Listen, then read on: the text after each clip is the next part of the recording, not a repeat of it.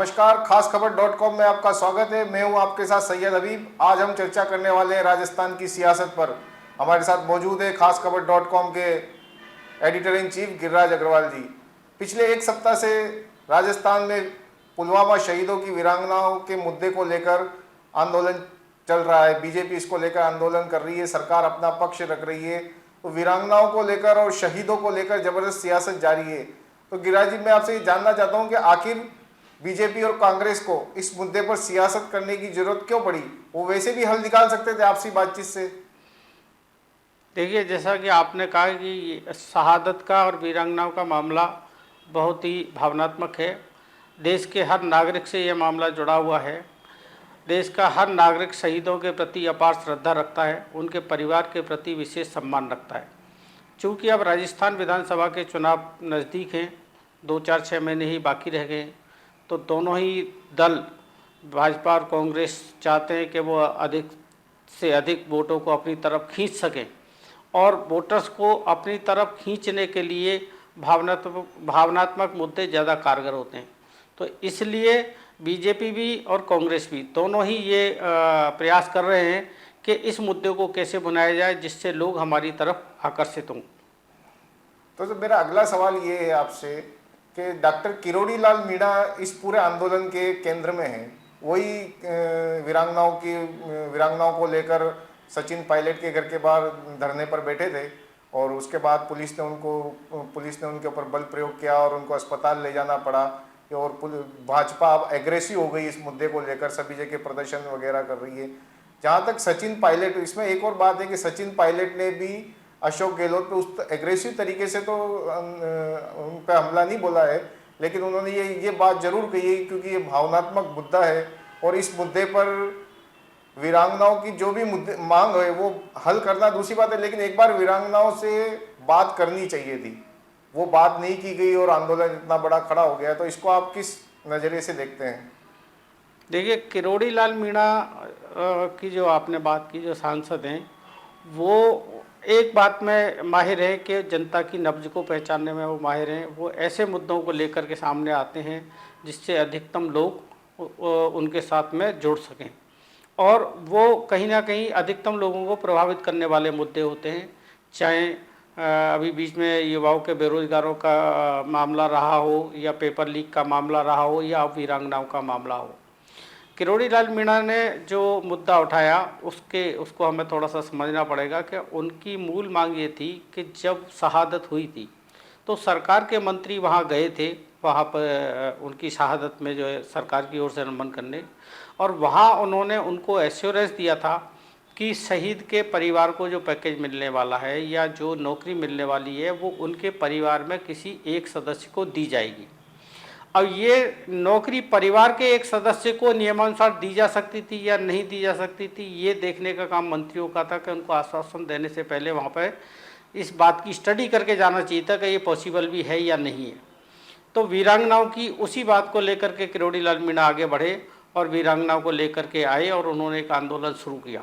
हालांकि इस पे बाद में एक सरकार का, या मान लो सरकार का ही कह सकते हैं कि सरकार ने यू टर्न लिया और एक नया सवाल ये खड़ा कर दिया कि जो शहीदों के आश्रित हैं, जो वास्तविक आश्रित है, उनका बेटा है, उनकी पत्नी है, उनकी पुत्री है, तो ये नौकरी उनको मिलनी चाहिए ताकि उनका जीवन यापन अच्छे तरीके से हो सके। उनका हक मार करके किसी अन्य परिजन को नौकरी देना ये कहाँ तक उचित है, इस पर मुख्यमंत्री अशोक गहलोत जी ने सवाल उठाया, और उन्होंने बहुत तरीके से इसकी बॉल जो है वापस बीजेपी के पाले में डाल दी कि वो केंद्र सरकार से लिखवा के लाएं, गृह मंत्रालय से लिखवा के लाएं कि अन्य परिजन को नौकरी दी जा सकती है तो हम दे देंगे, क्योंकि इसका पैसा वहीं से मिलता है। तो इसको लेकर के बीजेपी बड़ी दुविधा में हो गई कि अब क्या करे। तो बीजेपी ने किरोड़ी लाल की मांग का तो समर्थन किया, लेकिन उन्होंने अपने स्टैंड में थोड़ा सा बदलाव भी किया है। अब उनका जो आपने आज स्टेटमेंट भी सुना होगा, विधानसभा में भी राजेंद्र राठौर ने भी कहा कि जब सरकार के मंत्री गए थे और मंत्रियों ने जो आश्वासन दिया था तो वो उस आश्वासन को पूरा करने की बात कर रहे हैं, क्योंकि सरकार में सामूहिक उत्तरदायित्व होता है।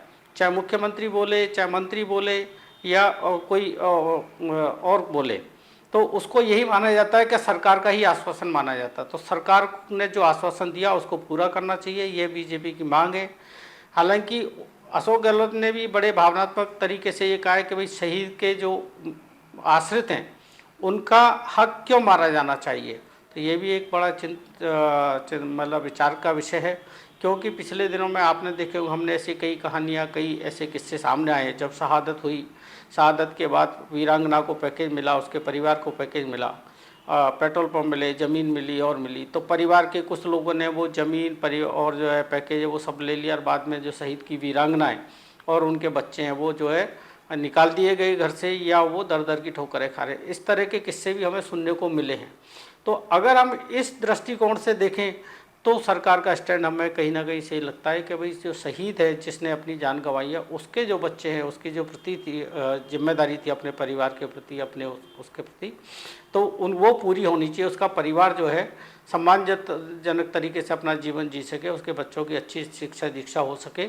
तो इसको लेकर के जो है ये एक मुद्दा उठाया। तो मैं समझता हूँ कि जो दोनों ही दल इसलिए जो है इसको सियासत करने की कोशिश कर रहे हैं। डॉक्टर किरोड़ी लाल मीणा का एक तर्क है कि गुर्जर आंदोलन में जो शहीद हुए थे उनके परिवार में देवर को, जेठ को, उनको नौकरी दी गई, तो इन शहीदों की वीरांगनाएं जो अपने देवर के लिए या जेठ के लिए नौकरी मांग रही, तो इनको क्यों नहीं दे जा रही। वो बोल रहे तब भी सरकार थी, आज भी सरकार है, और ये बात पहले हो चुकी है। तो फिर सरकार, हालांकि मुख्यमंत्री अशोक गहलोत ने जो भावनात्मक इशू लाए हैं वो बिल्कुल सही है अपनी जगह, उनकी भी दलीलें एकदम सही है।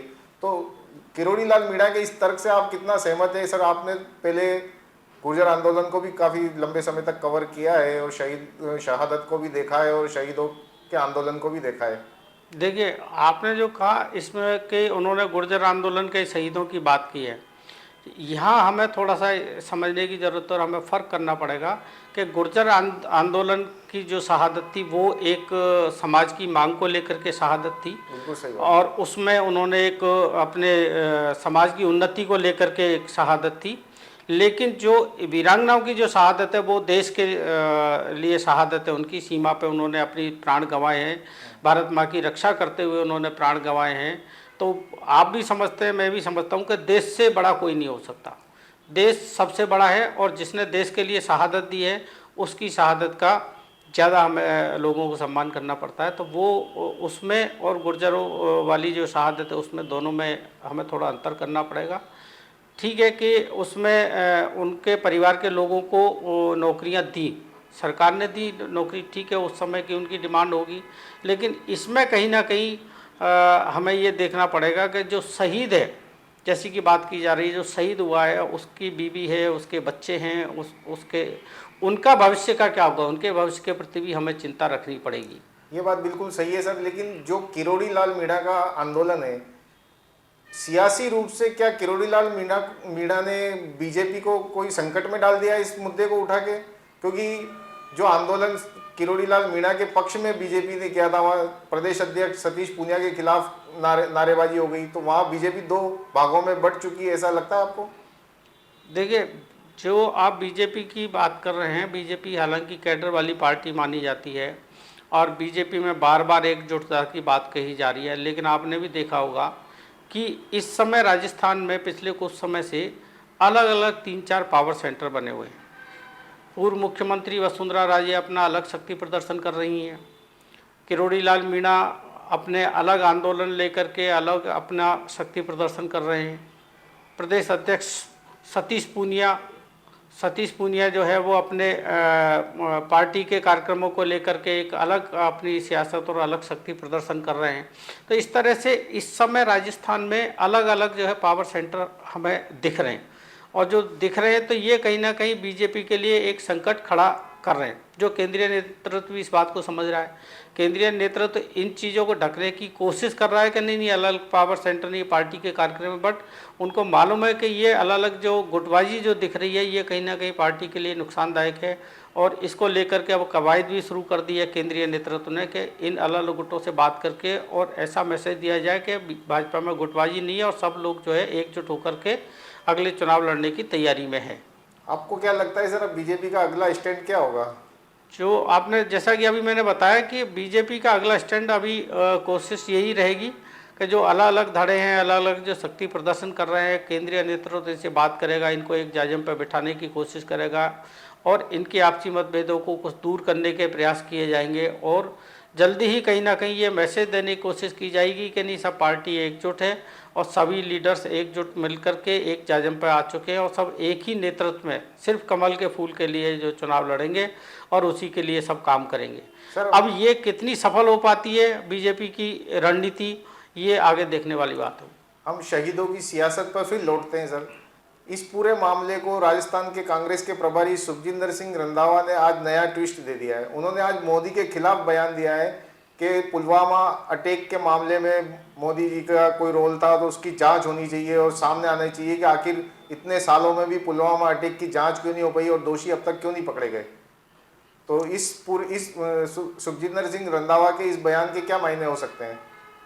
देखिए, जैसा कि आपने कहा कि रंधावा ने जो नया ट्विस्ट दिया है और रंधावा ने उसकी जांच की मांग की है, तो ये रंधावा का बयान कोई नया नहीं है। आपको भी ध्यान होगा, आप भी लंबे समय जुड़े, कि जिस समय पुलवामा अटैक हुआ था उस समय भी कांग्रेस की ओर से इस पुलवामा अटैक पर सवाल खड़े किए गए थे। तब भी ये बात आई थी, बीजेपी ने बनाया था कि शहीदों की शहादत को लेकर के सबूत मांग रही है कांग्रेस, और पूरे देश भर में एक पूरा माहौल कांग्रेस के खिलाफ खड़ा करने की कोशिश हुई है, खड़ा भी हुआ कि जो है शहादत के सबूत क्यों मांगे जा रहे हैं।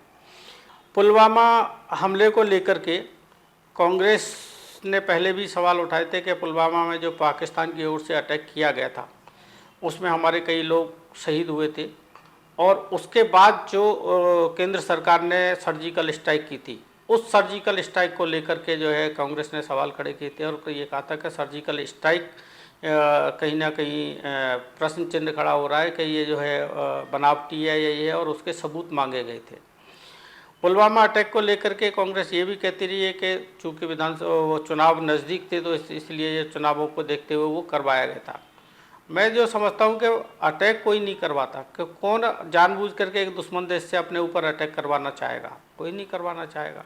तो ये तो एक गलत बात है कि शायद वो के उनका के जैसा उन्होंने जानबूझ के अटैक कराया, चुनाव के लिए अटैक कराया हुआ। ठीक है, घटनाएं हो जाती हैं, सीमा है, सीमा पर चलती रहती हैं, दोनों देशों के बीच में ये लगातार इस तरह के हमले एक दूसरे के पास चलते रहते हैं, तो कोई वो नहीं है। जो रंधावा जी का जो बयान है, रंधावा जी का वो शहादत को पर सियासत वाला ही एक बयान कहा जा सकता है कि उन्होंने ये कहा है कि मोदी जी ने जानबूझ करके वो अटैक चुनावी वजह से करवाया था। तो मैं नहीं समझता कि कोई भी सरकार जानबूझ करके अपने ही देश पे अटैक कराने जैसा कोई बड़ा कदम उठाती होगी। सर, रंधावा जी का एक और आज बयान था कि हमें मोदी को ख़त्म करना है। ख़त्म करने का मतलब उनको हराने से है, वैसे मैं जहाँ तक समझता हूँ। लेकिन चूंकि मोदी जी बहुत ज़बरदस्त पॉलिटिशियन है, उन्होंने अभी कर्नाटक में उनके जो कब्र खुदेगी वाले नारे दिल्ली में लगाए थे, उसको लेकर ज़बरदस्त अपने विपक्षी दलों पर हमला बोला है। और रंधावा जी ने आज फिर बोला है कि मोदी जी को ख़त्म करना होगा और इस तरह के बयान। तो क्या मोदी की अब सभाएँ कर्नाटक के बाद राजस्थान में ही होनी है? तो मोदी जी उन पर हमला बोलेंगे कांग्रेस पे? देखिए, कांग्रेस इस तरह के बयान दे करके जब भी अटैक करने की कोशिश करती है मोदी जी पे, तो वो हमेशा उनको उल्टे ही पड़े हैं। चाहे पहले बीच में गुजरात में आपने देखा होगा कि उनको मौत का सौदागर कहा था, कि स्टेटमेंट आया था, काफ़ी पुरानी बात है। हाँ, तो जब मौत का सौदागर कहा था तो उसका परिणाम कांग्रेस को भुगतना पड़ा। उसमें बहुत काफ़ी जो है मतलब उनको हार सी झेलनी पड़ी थी वहाँ पे। उसके बाद फिर अभी बीच में जो है मोदी की कब्र खुदने जैसे जो नारे लगाए गए, तो मोदी जी ने उस पर भी बाउंस बैक करके और उसको कांग्रेस को घेरने की कोशिश की है। अब ये जो मोदी जी को ख़त्म करने की बात कर रहे हैं, ख़त्म करने का मतलब कि ये नहीं है कि उनको जान से ख़त्म करना है, उनका ये कि भाई चुनाव में जो है उनको हराना है, मकसद तो उनका यही है। लेकिन बीजेपी उनके ही बयान को लेकर के, मोदी जी उन्हीं के बयान को लेकर के उन पर ज़बरदस्त तरीके से अटैक करते हैं। तो ये अभी वो चल ही रहा है मुद्दा का। मोदी जी की कब्र खोदने वाला जो है वो कई बार अपने बयानों में कह चुके हैं कि कुछ लोगों को मेरी कब्र की चिंता है, कुछ लोग मेरे मरने का इंतजार भी कर रहे हैं, मतलब मोदी जी इस बात को कह चुके। तो वो उस बात को जनता में इस तरह से भावनात्मक तरीके से रखने का प्रयास कर रहे हैं कि वो उसको भी भुनाने की कोशिश कर रहे हैं मोदी जी। तो रंधावा जी ने उनको एक क्लू और दे दिया राजस्थान के तो लिए। मैं जो समझता हूँ कि रंधावा जी ने या खड़गे जी ने जो बोल करके, जो खड़गे जी बोले, ये उनको और अपने खिलाफ एक मुद्दा दे रहे हैं कि जिसको वो अच्छे तरीके से बीजेपी उसको भुना सके। तो अभी तक कांग्रेस ऐसा कोई मुद्दा नहीं ला पा रही है या ऐसा कोई बयान उनके किसी की तरफ से नहीं आ रहा है जो बीजेपी को डिफेंस में ला करके खड़ा कर सके। तो सर, हम वीरांगनाओं की मांग को लेकर जो एक कंक्लूजन करना चाहते हैं कि जो वीरांगनाएं अपने परिवार के अन्य लोगों को नौकरी की मांग कर रही है, उसका मुख्यमंत्री क्या कोई रिजल्ट निकालेंगे, क्या उनसे मिलेंगे? हालांकि वो उन वीरांगनाओं से मिल चुके हैं जो उनकी बात रख रही थी, तो इन वीरांगनाओं ने जो अपनी बात रख रही, क्या मुख्यमंत्री को उनसे मिलना चाहिए या उनसे मिलेंगे इस मामले को ख़त्म करने के लिए, या ऐसे ही चलता रहेगा? देखिए, जो आपने कहा कि मुख्यमंत्री जी को वीरांगनाओं से मिलना चाहिए या मिलेंगे या नहीं मिलेंगे, तो वे राज्य के मुख्यमंत्री हैं और पूरी प्रजा ही उनकी है। इसमें ना कोई पक्ष है, ना विपक्ष है, ना कुछ है। वो पूरे ही राज्य के मुख्यमंत्री हैं, किसी एक पार्टी के या कुछ चुनिंदा लोगों के मुख्यमंत्री तो है नहीं। और सबकी समस्याएं सुनना, सबका पक्ष सुनना उनका दायित्व भी है और उनको सुनना भी चाहिए। इन वीरांगनाओं से भी मिलना चाहिए, इनकी बात सुननी चाहिए और इनको संतुष्ट करना चाहिए। जहाँ तक आपने कहा कि वो उन्होंने कहा कि उनके वीरांगनाओं के परिजनों को ही, जो वास्तविक परिजन है, पुत्री है या पुत्र है या बेटा, उसी को ही नौकरी मिलनी चाहिए, उनका हक नहीं मारा जाना चाहिए। और ये अपने अन्य परिजनों को नौकरी दिलाने की बात कर रही हैं। तो इसमें हमें एक चीज़ और ये देखनी पड़ेगी। एक तर्क ये भी आ रहा है कि आप जो वीरांगना का पुत्र है या पुत्री है, उसको एक सिंपल क्लर्क के तौर पर ही क्यों देखना चाहते हो, या उसको आप अनुकंपात्मक नियुक्ति क्यों देना चाहते हो? क्या वो ऐसा नहीं है कि वो भी आगे अच्छी पढ़ाई लिखाई करे, अच्छा पढ़ लिख करके वो भी एक आईएएस की तैयारी करे, आईएएस बन सके, या वो राज्य सेवा में जा सके और एक बहुत अच्छी नौकरी वो कर सके? तो ये पहलू भी एक हमें उसका देखना होगा। दूसरी ये कि वीरांगना जो भी है, उसके परिवार के सामने आज की चुनौती है कि आज उसका परिवार कैसे सर्वाइव करे, आज उसका परिवार का पालन पोषण कैसे हो। क्यों, बच्चे छोटे हैं, बच्चों को बड़े होने में टाइम लगेगा। तब तक कोई परिवार ये तो है नहीं कि वो भूखा रहेगा, या उनकी आवश्यकताएं कैसे पूरी होंगी। तो ये भी एक सोच का विषय है कि भाई उसकी आवश्यकताएं कैसे पूरी होंगी, तो ये भी ध्यान में रखना चाहिए। तो इसमें सरकार को ये इस पर रास्ता निकालना पड़ेगा कि हो सकता है तब तक के लिए उसके परिवार के किसी अन्य जन को अस्थायी तौर पर नौकरी दे दें, जिससे उसके परिवार का पालन पोषण होता रहे, और उसके जो बच्चे हैं या पुत्री है या उसकी विधवा है, उसका हक सुरक्षित रखते हुए कि उसको उसके परिवार के किसी अन्य सदस्य को जो है अस्थायी तौर पर नौकरी दे दें, और जब वो बड़ा हो जाए उसके बच्चे तो वो उसको उसका वास्तविक हक दे दिया जाए, तो ये एक उचित समाधान निकल सकता है। पर मैं समझता हूँ कि ये शहादत जो है, ये बहुत ही गर्व का विषय है। हर हिंदुस्तानी उस पर गर्व करता है और एक बहुत ही भावनात्मक जुड़ा हुआ मुद्दा है, तो इस पर सियासत नहीं होनी चाहिए। तो मैं समझता हूँ कि ऐसे मुद्दों को राजनीति से अलग रखना चाहिए। तो मेरा अगला सवाल आपसे ये है कि इस मुद्दे ने पिछले 7 दिनों में इतना गर्माहट पैदा कर दी कि जो राजस्थान के जो दूसरे मुद्दे हैं, चाहे किसानों का मुद्दा हो, पेपर लीक का मुद्दा हो, परीक्षाओं का मुद्दा हो, इन सब से ध्यान हटा दिया है सरकार का और विपक्ष का, दोनों का। देखिए, विपक्ष का काम ही यही है कि वो इस तरीके के मुद्दे सामने लेकर के आए जिससे कि उसको लीड मिल सके, जिससे कि अधिकतम लोग उसके साथ आ सकें। सरकार की हमेशा ये कोशिश होती है कि हर मुद्दे की हवा निकाल दे, कि हर मुद्दे को वो इस तरीके से डाइवर्ट करे या उसको इस तरीके से लाए कि वो मुद्दा ख़त्म ही हो जाए उसमें, और सबको ये लगे कि बहुत कुछ अच्छा चल रहा है। लेकिन विपक्ष का काम ये है कि वो उस तरीके से मुद्दों को लेके आए जिससे लगे कि यहाँ पे अच्छा नहीं चल रहा है, सब कुछ खराब है, सरकार ठीक से काम नहीं कर रही है। तो ये जो मुद्दे हैं, एक के बाद कोई ना कोई मुद्दा आता रहता है, तो जो नया मुद्दा आता है तो पिछले मुद्दे गौण हो जाते हैं। लेकिन आपकी इस बात से मैं सहमत हूँ कि ये बात सही है कि हमें कहीं ना कहीं ये सोचना चाहिए विपक्ष को भी कि जो मूल मुद्दे हैं व्यक्ति के, रोजगार है, पानी है, बिजली है, सड़क है, चिकित्सा है, शिक्षा है, ऐसे मूल मुद्दों पर हमें आना चाहिए जिसके आज़ादी के 75 साल बाद भी लोग जो है इन सुविधाओं के लिए आज भी संघर्ष कर रहे हैं। तो ये सुविधाएं अधिकतम लोगों को कैसे मिले, उनका जीवन स्तर कैसे ऊंचा उठे, इस पर भी सोचने की ज़रूरत है और ऐसे मुद्दों को हाईलाइट करने की ज़रूरत है। तो चुनाव में अभी काफ़ी वक्त है, हम आगे भी और मुद्दे लेकर आते रहेंगे और विपक्ष भी अन्य मुद्दों को उठाता रहेगा। आज के लिए बस इतना ही। हमारे YouTube चैनल को सब्सक्राइब करें, मोबाइल ऐप को डाउनलोड करें। खबरों को विस्तार से जानने के लिए हमारी वेबसाइट www.खासखबर.com को लॉगिन करें। धन्यवाद।